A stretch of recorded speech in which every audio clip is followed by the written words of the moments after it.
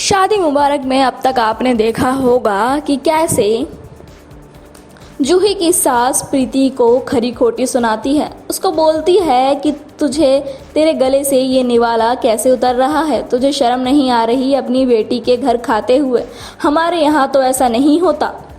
बात से प्रीति काफ़ी मायूस हो जाती है और रोने लगती है। उसके बाद थोड़ी देर बाद ही कुसुम दोबारा उसके सामने खड़ी होती है।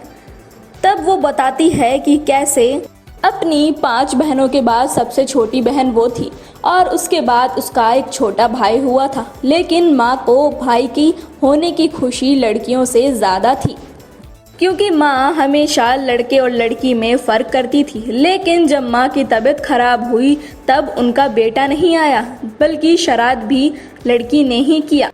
बेटा सिर्फ आया उनका अंतिम संस्कार करने। इस बात से ये पता चलता है कि सारी जिम्मेदारियां हमेशा लड़के नहीं उठाते, लड़कियां भी बहुत सारी जिम्मेदारी उठाती है। लेकिन अगर तुम इस बात को समझती तो बार बार ये नहीं कहती कि मुझे यहाँ से जाना है और पूरे हक के साथ यहाँ पर रहती।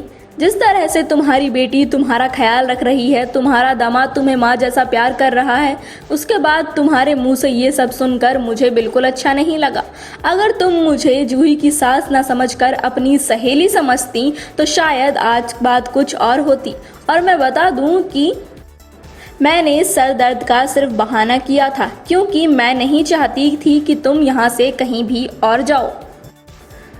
और ये सब सुनकर प्रीति की आंखों में आंसू आ जाते हैं और वो कुसुम को गले लगाकर रोने लगती है। अब देखना ये है कि कुसुम और प्रीति की जोड़ी कैसे जमती है।